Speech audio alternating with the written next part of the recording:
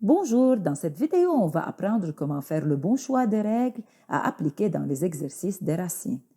Premier exercice, simplifier les expressions suivantes. Racine quatrième de racine carrée de 7. Quelle règle il faut appliquer pour simplifier cette expression? Sûrement, c'est celle-ci. Alors, je dois multiplier les ordres. 4 fois 2 égale 8, ça sera racine huitième de 7. Racine cinquième de moins 4 fois racine cinquième de a. Faites attention, puisque 5 est un nombre impair, le radicand peut être négatif. Quelle règle maintenant il faut appliquer pour simplifier cette expression? C'est sûrement celle-ci, alors je réduis les deux radicales en un seul, alors ça sera racine cinquième de moins 4a. Racine cubique de x fois racine carrée de x. Quelle règle il faut appliquer maintenant? Apparemment, il n'y a pas de règle applicable. C'est pour cela que je vais changer les racines en puissance.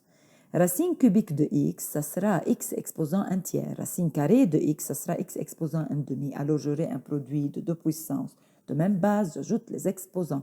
La réponse sera x exposant 5 sur 6.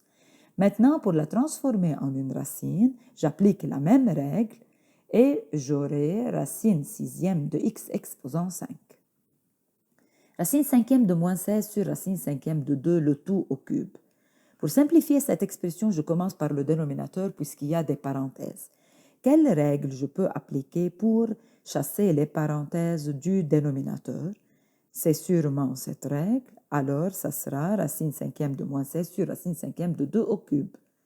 Maintenant, pour réduire cette fraction, je peux appliquer la règle suivante. Ça sera racine d'ordre 5 de moins 16 sur 2 au cube. Or, moins 16 sur 2 au cube égale à moins 2. La réponse sera racine cinquième de moins 2. Racine cinquième de moins 4 plus racine cinquième de a. Quelle règle je peux appliquer pour simplifier cette expression? Pas de règle car j'ai une somme et non pas un produit et les règles sont applicables pour le produit et les fractions de racines. Un autre exemple, vrai ou faux en justifiant. Racine sixième de 6 fois racine carrée de 5. Est-ce qu'elle est égale à racine sixième de 6 fois racine douzième de 5? Je commence par le premier membre. Racine sixième de 6 fois racine carrée de 5. Quelle règle je peux appliquer pour changer le format de cette expression? Je peux appliquer cette règle, alors j'aurai racine sixième de 6 fois racine sixième de racine carrée de 5. Or, racine sixième de 6 reste la même, elle est déjà simplifiée, je ne peux rien changer.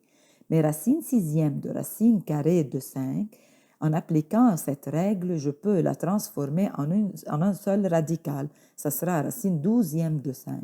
Alors, la réponse est juste. Racine carrée de x au carré égale x pour tout réel x. Or, la règle dit racine carrée de x au carré égale valeur absolue de x. Valeur absolue de x, c'est-à-dire x si elle est positive, mais moins x si elle est négative. Alors, elle ne peut pas être égale seulement à x. La réponse est fausse. Racine carrée de 125 exposant 10 plus 25 exposant 10. Est-ce qu'elle est égale à racine carrée de 150 exposant 10? Je commence par le premier terme. Racine carrée de 125 exposant 10 plus 25 exposant 10 n'a pas de règle applicable puisque j'ai une somme dans le radicand. Alors, avant tout, je veux factoriser ce radicand pour pouvoir appliquer des règles. Le facteur commun, c'est 25 exposant 10. Alors, j'aurai le second facteur 5 exposant 10 plus 1. Or, quelle règle je peux appliquer maintenant? Sûrement, je peux détacher les radicaux. J'aurai racine de 25 exposant 10 fois racine de 5 exposant 10 plus 1. Or, racine de 25 exposant 10 est égale à 25 exposant 5. Et le second facteur reste le même. Donc, elle ne peut pas être égale à racine de 150 exposant 10. Aussi, c'est faux. Merci de votre attention et à bientôt.